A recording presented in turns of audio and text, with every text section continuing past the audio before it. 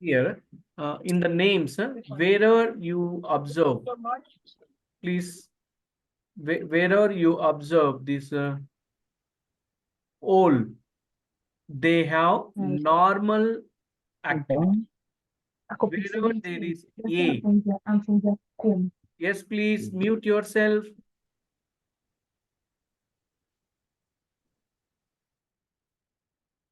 See, wherever the spelling which doesn't have OL, they have some different activity apart from what is that action apart from vasodilator effect.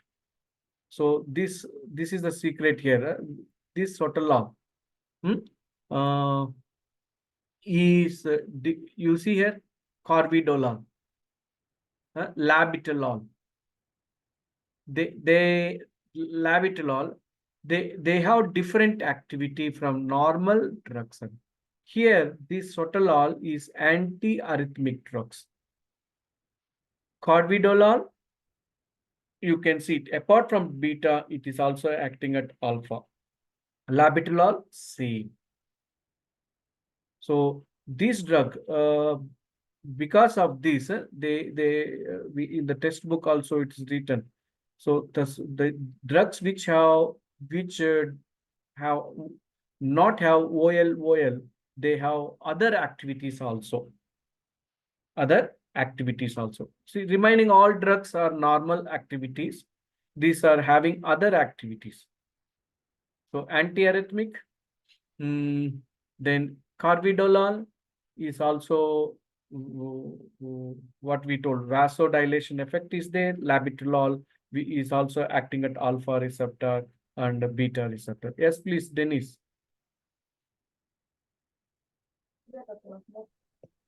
Venaftalin group, does it reduce or increase the activity? Phenaphthaline. Yeah. Naphthalene, huh? Yeah. Naphthalene is that's what we told. Naphthalene group ring variable with other heterocyclic ring atoms. You can vary, you can change, but the first drug which they discovered under this class of drug is propranolol. It was having even this at the starting of our class also I told you, what we told. See, catechol rings can be replaced by variety of ring system. You see this statement? Catechol rings can be replaced by variety of ring system. I told you that they have similar to beta agonist, that is isoprenaline, which we told. Variety of rings you can replace. Catechol, naphthalene can be good, but they replaced with variety of rings. We got better drugs. Okay. Very good. Now, these are the other drugs which are non-selective, which we discussed. That most of them are non-selective. We will discuss about carvedilol, labetalol in another group, another disease, in congestive heart failure more, because they help in congestive heart failure. Let us, we will discuss there. For now, we will discuss very few of them here. Now, these are beta non-selective. So this is what we were discussing. I told you at the starting of class itself. What is the disadvantage with these drugs? So major disadvantage is non-selective beta blockers is that they also block at beta 2 receptor, which is associated with airways and vascular smooth muscles. Bronchoconstriction can occur, especially when administered to asthma patients. And also they cause vasoconstriction.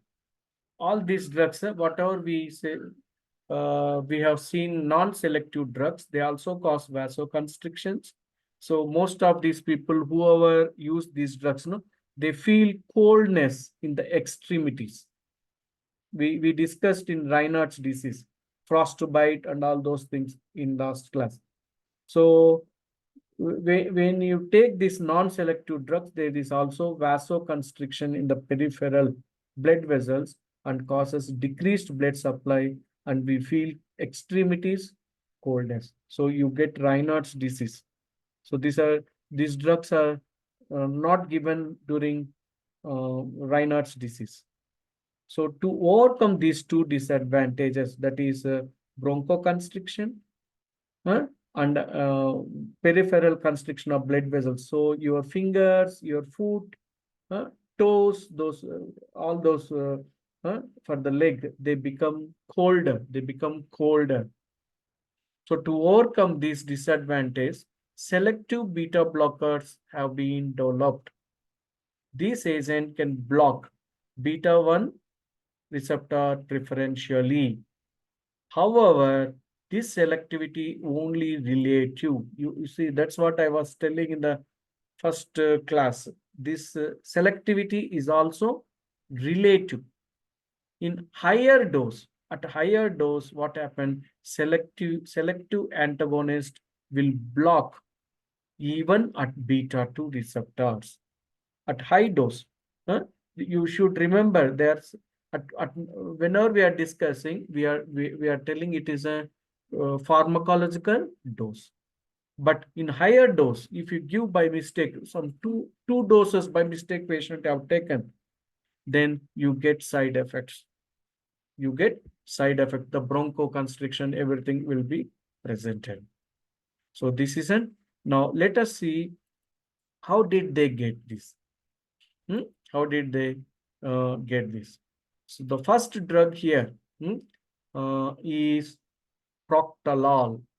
Propranolol is the first drug which they told that it is a selective beta 1 antagonist. Sorry, selective beta 1 antagonist. What's advantage for selectivity? We discussed. Now here you can see they removed naphthalene ring and they placed only benzene ring, and remaining, so methoxy group is present, and ethanol group, as we discussed in during the synthesis during the drug design portion, we can see it here. So totally we can tell this is also aryl propoxy aryloxypropanolamine derivative. What is this group? Isopropyl group, which shows activity towards beta receptor.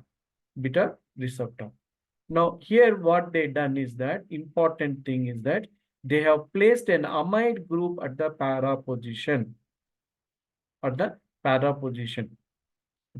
Then the drug what we got is propranolol. It was very good drug, but nowadays it has been withdrawn from the market because of serious eye cornea side effects. It is blindness we are getting. So that's why this drug nowadays we are not at all using. So it damages optic now. So it has been withdrawn. But once it was very good drug. Once it was withdrawn, was very good drug, and it has been withdrawn. So here they placed amide group at the para position. Why amide at the para position? Why at amide at the para position? So here you can see it, sorry. Now here, see it. You can see it here. Beta selective antagonists are obtained by introduction of a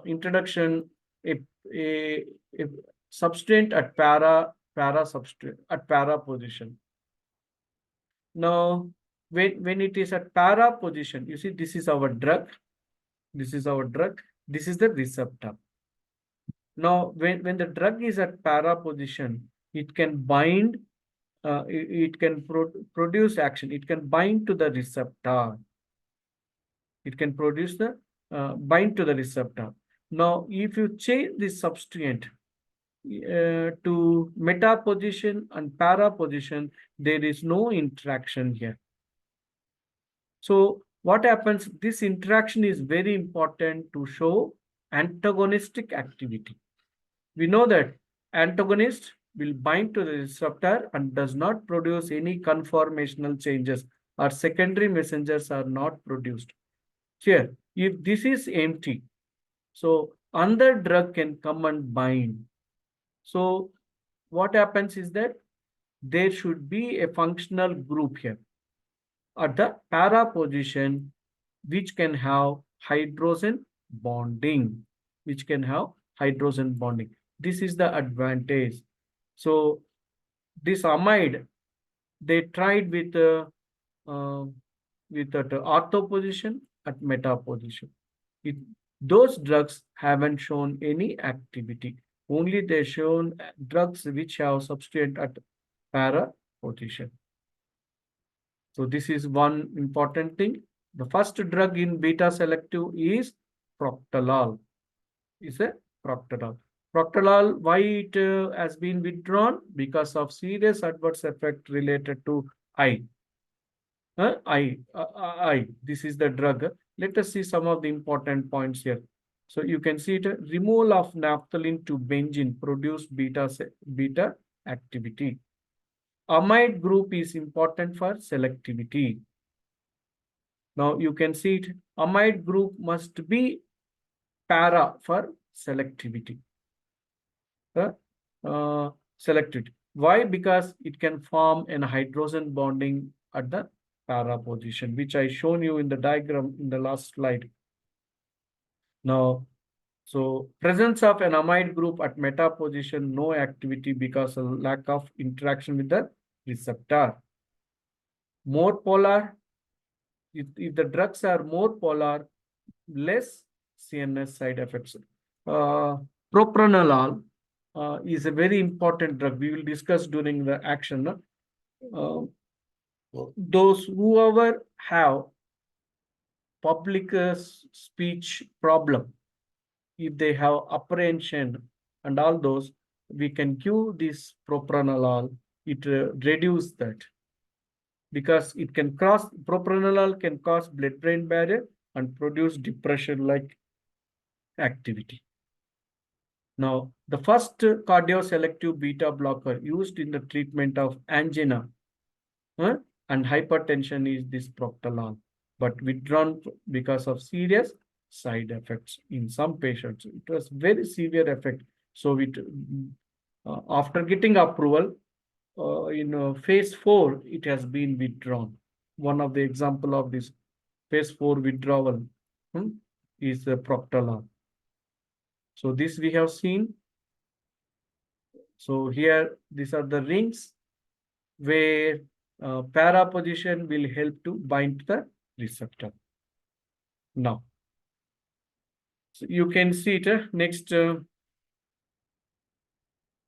See, replacement of acetamide group, which was that amide group I told you in propranolol, acetamide group in propranolol with other groups which are capable of hydrogen bonding, leads to series of selective cardiovascular beta blockers. Selective beta 1 blockers. So these all are those which have substitution at para position, and it can also, all these drugs can form hydrogen bonding. You can see it here. This is having an amide group with the ethyl group present, that is carbamyl methyl group, that is atenolol. So metoprolol, you see, it is an ether group, but still it can form hydrogen bonding with the receptor. Where is this all substituent you see? At the para position. Now here you can see it, acebutolol. It's also propyl acetamide group, and it has an acetyl group here at the meta position. So acebutolol, metoprolol, then beta-hexalol. This has cyclopropyl group attached. Extension is present. Then this. You see here also it's a ether group. What is that? You see cyclopropyl, methoxy, and ethyl ether. Cyclopropyl methoxy, this is total up to here. Then ethyl ether up to here. Now here also you see ethyl ether. Now here it is carbamyl, up to here carbamyl, methyl, up to here carbamyl and methyl group. So these are all the drugs which have selective beta-1 blocking activity. Now, one more important thing is that drugs which are having isopropyl group. So from the first onwards, I am telling beta agonist, isoprenaline, all these which have isopropyl group. Here you see tertiary butyl group. This is butyl group. Here it is isopropyl group. Isopropyl group is good for beta receptor activity. Then butyl group. Butyl group also helps. It also protects. These drugs, you see these drugs just like MAVO, we have seen in our antidepressants. MAVO, monoamino oxidase inhibitor. This is the enzyme which helps in metabolizing this activity. When it gets metabolized, what happens? It becomes non-selective. Activity is lost. So isopropyl group is minimum for the action. So these are the some of the beta blockers. Now let us see the mechanism of action. Any doubt, please? Any clarification here in the SAR? See, in the SAR we have seen non-selective especially for propranolol. Then we discussed about other drugs which are having different heterocyclic rings with the help of different uses also. These are having wide range of uses. These drugs, when you give preference, highest sale drugs among this class will be one at least, will be in the top sale drugs. Now we have seen in this slide disadvantages with non-selective drugs with respect to Raynaud's disease, with respect to asthma. So to prevent that, they have synthesized beta-1 selective antagonist. The first drug is propranolol, which has been withdrawn. We have discussed with the structure and all those things. Next, we have seen other drugs which are quite important, which are selective drugs. Even till today, they are in the market. What's advantage is that they are selective beta blockers. If you increase the dose, you get even at the beta-2 also. At normal dose, you don't get the problem. So what is important here? The functional group at para position, almost you see at the top, we are not at all changing the top portion. Top portion is as much as the same except in acebutolol. So acebutolol, acetyl group.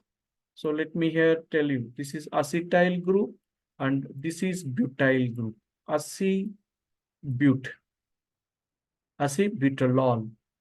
So except this acebutolol, remaining drugs, the same, the top portion. Only difference is at the para position. That too, a functional group which is able to bind hydrogen bonding is important. So in that context, we got some of the very good drugs. Now let us see mechanism of action. So in this slide, we have placed both the structures, both the figures. You see, this is how an agonist acts. So adrenaline, when it's bind to receptor, you get actions. It produces conformational changes, secondary messengers it is producing, and you are getting actions like increased heart rate. So adrenaline, when you bind, you get increased heart rate. Vasoconstriction, arrhythmiasis, heart rate increases. Heart rate increases. Increased blood pressure because of vasoconstriction, increased blood pressure. Because of increased heart rate, you get arrhythmiasis. Arrhythmiasis. Because of vasoconstriction, you get blood pressure. Both can combine to increase blood pressure. And increased myocardial ischemia, vasoconstriction, minute capillaries get constricted, then it's a very dangerous. So blood supply to the heart muscle itself is decreasing, which is called as ischemia, and it is occurring at the myocardium. That's why we call it as myocardium ischemia. Now our drugs, you see, now you consider this is a green one, which is adrenaline. Now our drugs, what they do, see, our drugs, what you can see it. Our drugs will bind to the receptor and adrenaline will not bind to it. So opposite actions you get: decreased heart rate, vasodilation. Our USI road will become thicker road. So blood supply is very good. So here we were telling heart rate is problem. Now you see suppress arrhythmiasis.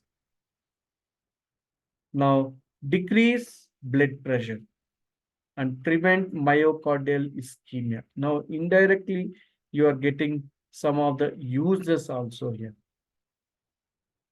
It is used as antiarrhythmic, antihypertensive, anti-ischemic drug, angina pectoris drug. These are the some of the uses. So, this, let us see. So, other uses. So therapeutic uses, you can see it as we told in the previous slide, they are antihypertensive, coronary artery disease. So coronary artery, you know, this is the artery which supply blood to the heart muscles. So if you block this, you get heart attack. That in that condition we can use arrhythmiasis. These drugs, beta blockers, a few of them are very good. I told you glaucoma, especially timolol, beta-oxalol, they are used especially in the form of eye drops for treatment of glaucoma. Then, apart from that, you can see it, they are also used to treat thyrotoxicosis. We don't know the reason here, but they can also use. There are better drugs nowadays, we won't use as that, but it can also use. Then pheochromocytoma. This is, I discussed it when phenoxybenzoamine. So what is pheochromocytoma? Tumor in adrenal gland. Tumor in adrenaline gland is that. So they prevent that. Then even in congestive heart failure, especially metoprolol, carvedilol, and myocardial infarction. That's why I told you these drugs will be in a highest 100 best-selling drugs. If you give a rating, this will be definitely in that, these drugs. Side effects: bronchospasm. One more important, erectile dysfunction, very important. All these drugs will produce erectile dysfunction. Temperature decrease in extremities, I told you that. Then some of them will cause animated dreams, especially propranolol, like that. Bradycardia, decrease heart rate. Low sugar, these drugs also decrease blood sugar levels. So one of the side effects is hypoglycemia. Orthostatic hypotension is also one of the side effects. Heart block is also side effect. So these are the side effects and uses of these drugs. We are almost finishing. Now you can see it, which I was telling, this especially propranolol is used for a patient, for a person who has some stress, who feels stress in public speeches. Public speeches. So during talking, no, when you see the people, heart rate and everything is increased, is increased because of adrenaline and noradrenaline release. If you give these drugs, what happens? It block. So your heart rate, sweating, all those symptoms will be lessened. That is one of the important thing. Especially propranolol is used. Even it has been proven. It has been proven. So this is one more use. Now last we will see the synthesis of propranolol. Then we will close this session. So here you can see it. We have started propranolol synthesis by taking alpha naphthol. We learned what is the importance here, shifting from beta to alpha position. So we have taken alpha naphthol and treated with epichlorohydrin. See, this is a epichloro. This is chlorohydrin. Chloral hydrol, like it is chlorohydrin, epichlorohydrin. When you treat, what happens is that this group, it goes here. It comes and attach at the alpha position. Suppose if you take beta naphthol, this epichlorohydrin will attach at the beta position. Beta position. Now this we are getting, then treated with a dimethyl, what is that? Isopropyl amino group. Isopropyl amino group. Then we got propranolol. This is the drug. So this is a synthesis of these drugs, propranolol. So next, reason. Any doubt, please, Ash? Please. So what's the difference between beta blockers to treat hypertension and AC inhibitors? They AC inhibitors will block the angiotensin receptor enzyme inhibitors, whereas these drugs acts at a receptor level. Both So will which one is produce better to treat? both will produce antihypertensive activity. Both will produce antihypertensive activity. Okay. Both will produce hypertension activity, antihypertensive activity, but mechanism of action is different. Mechanism of action is different. It all depends upon accompanying diseases, because these drugs are given in multiple. As the age increases, you get multiple complications. So usually for hypertension, with one drug, they will not treat. You can't treat. They use 2 to 3 drugs, either beta blocker. If you don't have any heart rate, any issue, you can go with AC inhibitors. Sometimes they even treat with calcium channel blockers. It all depends upon the other diseases, other complications. If you have asthma, they don't prescribe beta blockers. Are you getting on it? So you can go for AC inhibitors or calcium channel blockers. Those are preferred in that condition. Suppose if you have arrhythmias, heart is beating very less, then you don't give calcium channel blockers. So calcium is very important for contraction. Yes or no, please? So if calcium, if you are blocking, already your heart rate is decreased. If you give this to them, heart will stop working. So like that, there is a selection of drugs is important. They select like that. We will see in hypertension all those drugs. Any doubt, please? Okay, thank you.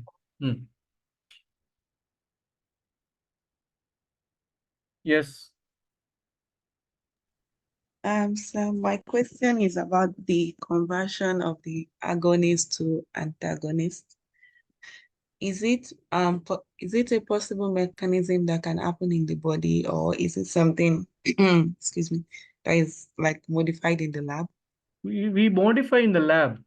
All this propranolol and everything we modified in the lab. We modified in the lab. That's what we studied. When there is no antagonist in our body. Huh? So it is only Okay. way, how do you get these drugs? By modification, the research. For example, here what we discussed, it's all in the lab, no? There is no any chemical which is present in our body like this. There is no specific drug. Isoprenaline is not produced in our body. We synthesize in the lab and we done some animal experiment. They done in the animal experiment and they were telling that this is showing more activity towards beta receptor based on actions. Based on actions, they will tell that. Okay. All Okay, these are thank you. done in the lab and they give on animals, they check. When they feel this is very good, safe, then they test it on humans. You know all those things, I think. Okay, thank you. Yeah. Yes, Sandra. Hello, sir. Just for clarification, you said for asthma, we don't use beta blockers. Yes. Okay, so please explain the reason, since most of the drugs that treat asthma bind to the beta 2 We did. receptors. Wait, I told you here itself. We use beta agonist. Beta 2 agonists are used in treatment of asthma, whereas beta 2 blockers produces opposite actions. So when adrenaline binds, the blockers will not help in asthma, whereas agonist will help. So agonist, what it causes? Bronchodilation it causes. It causes bronchodilation. Whereas blockers, what it causes? In the blockers, what it causes? It causes constriction of bronchioles because it prevents adrenaline binding to these receptors present in the bronchioles, lungs, and all those. Clear, Mena? Yes, sir.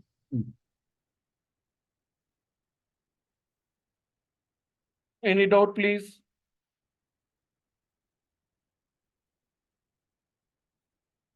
Okay. If you don't have anything, we will leave. Even this also I'll upload in the video. You can have a glance if you have.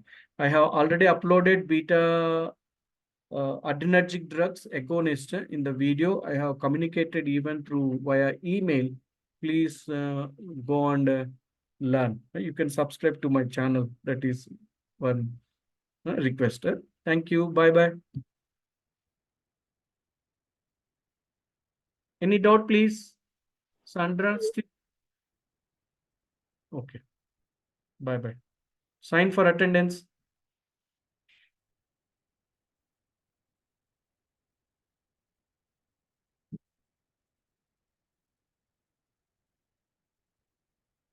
I'm closing. Bye-bye. Good day.